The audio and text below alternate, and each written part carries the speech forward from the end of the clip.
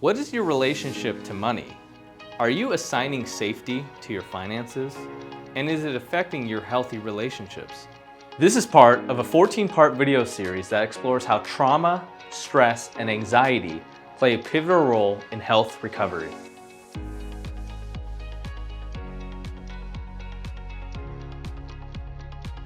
Hi there, I'm Dr. Chanu Dasari. I'm a surgeon who specializes in reversing gut microbiome dysfunction and autoimmune inflammation.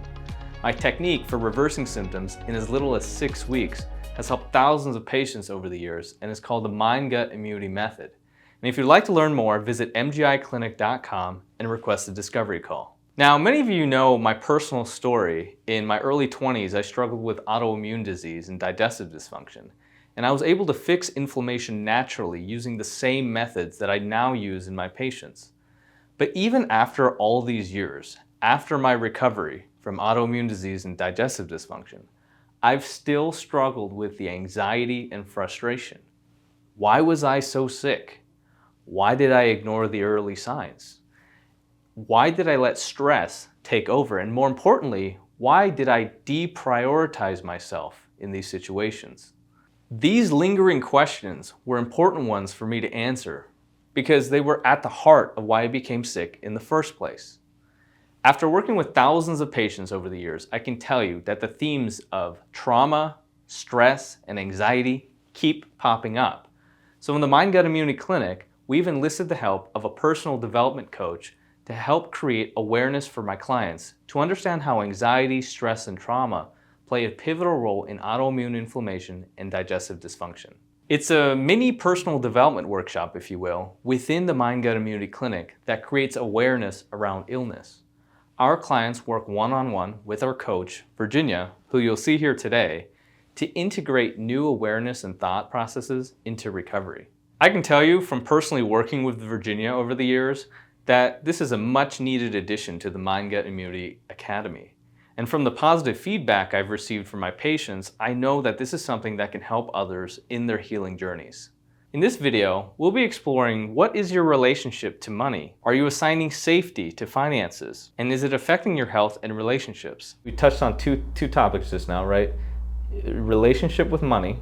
Mm-hmm. And then are we assigning this idea of security mm-hmm.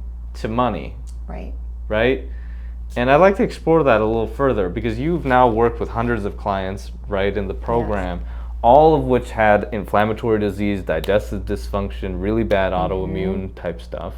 And you see this in almost, I don't know, not everyone, but certainly a big chunk of folks have this issue, is their relationship with money and really like dissecting out like what that is. Because, let me give you some context.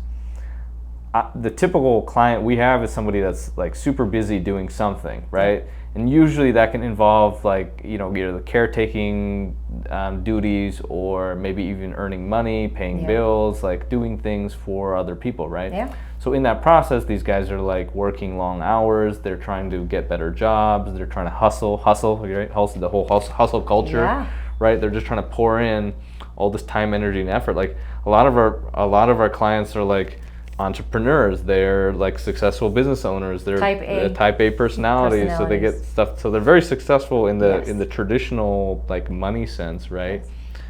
But a lot of them, the reason they pursue the earning of money above maybe even their own health needs is that they're assigning security to money. Yeah.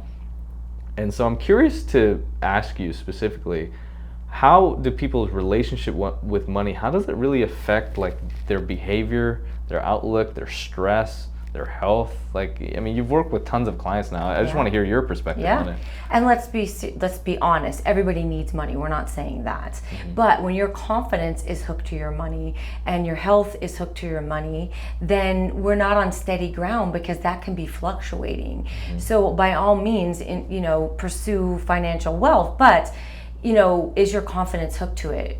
And so that really can affect their safety. And so internal safety comes from knowing that wherever you go, whatever you have, and an internal confidence, it doesn't matter whether the money comes or goes, you're still going to feel safe. I recently had a client that was, she's younger actually. She's still a teenager. And she had inflammatory bowel disease. And during her intake assessment, and these are like really long intake assessments, sometimes they go on for like 2 hours, where I go into every single detail of their lives. Like, I want to know this person inside and out, not only their medical history, but sort of everything that they're doing, right? Because things come up, right? Like weird exposures, different things, like you understand, like habits, what are patterns, right? So I want to know all these things.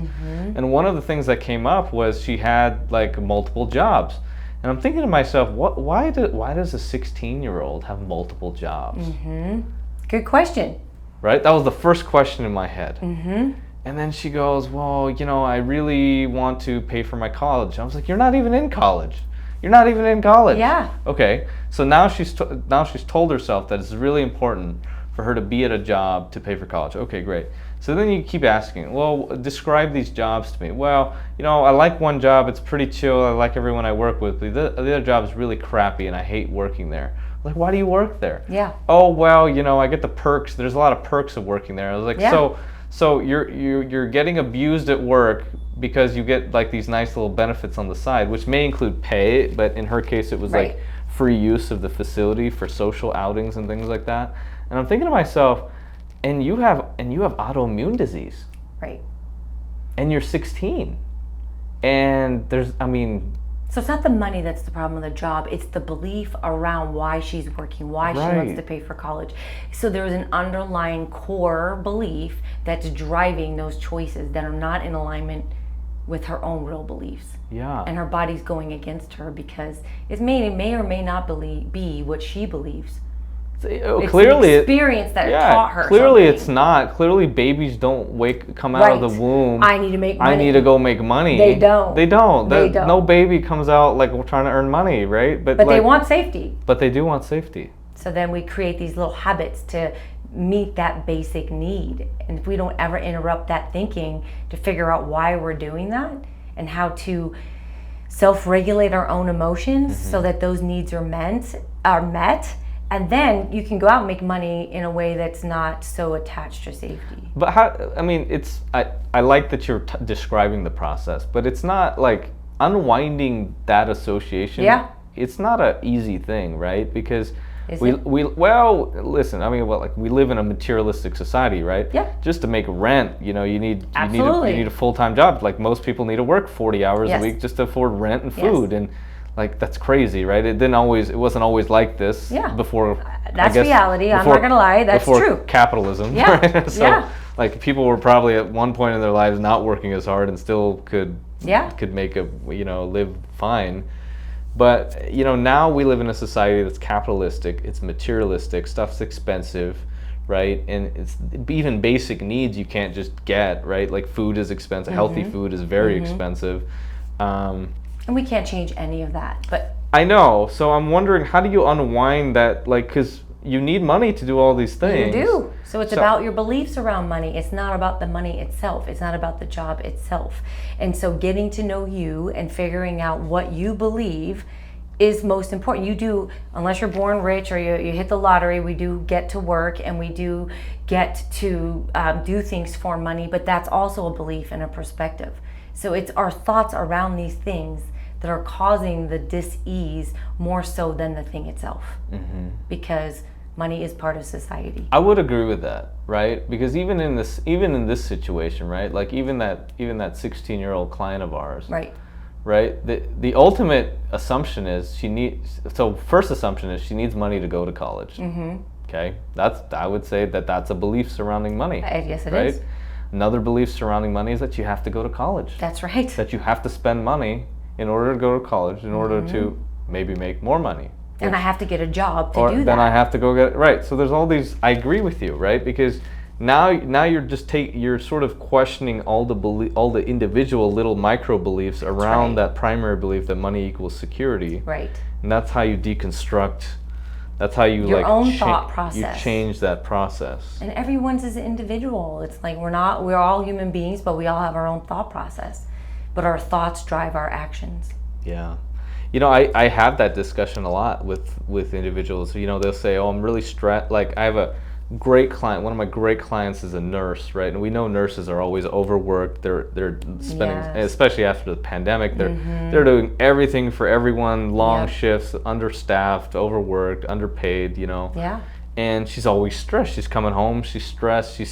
She smokes, Yeah. and I'm like, "You're a nurse, and she's like, I know, I don't need a lecture." Well, yeah, you don't need a lecture. You actually know you're doing something, and she's like, "Yeah, I do it out of stress." Right. You already know you're doing something harmful for Yeah. you.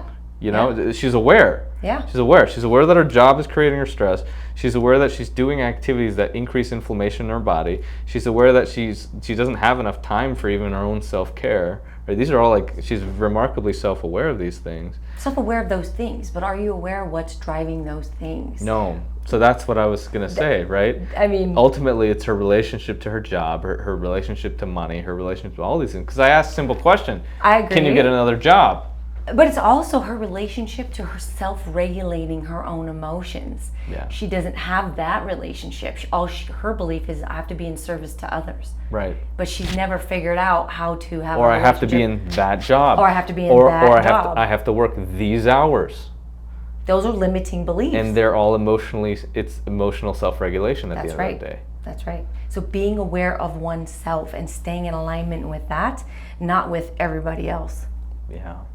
Yeah, and yeah, I'm really glad. And when you worked with this client, that was like something she was like, "Oh, I see." You know, Yeah. it's like this aha moment. And I love those. Those are the most fun. It's when the light bulb goes off and they're like, "Oh, wait a minute, I'm in charge of it. Oh, wait a minute, I can change that." Yeah. Because you hold the keys to your car. You're the Ferrari. Drive it. Yeah, drive it. Yeah.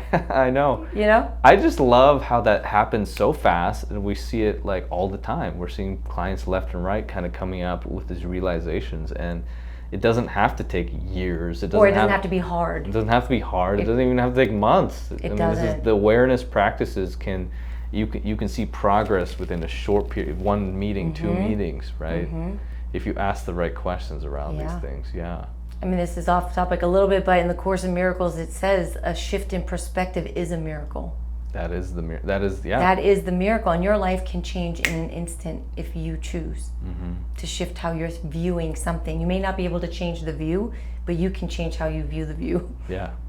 Going in depth on topics such as these allow us to achieve uncommon healing. We already do a good job at solving gut microbiome dysfunction at the root of inflammation, and we make strides in trying to unwind the perspectives and behaviors that create illness in the first place. And that's how we achieve a lasting recovery. Now remember, we've got 13 other videos on similar topics, so if you found this conversation useful, be sure to check out the other videos. Also share these videos with someone you know who's struggling with a health condition and doesn't know where to start. Sometimes just starting the discussion with them can help them change their perspective on illness. Lastly, don't forget to like and subscribe. And as always, I'm Dr. Chanu Dasari with the Mind Gut Immunity Clinic, and I'll see you next time.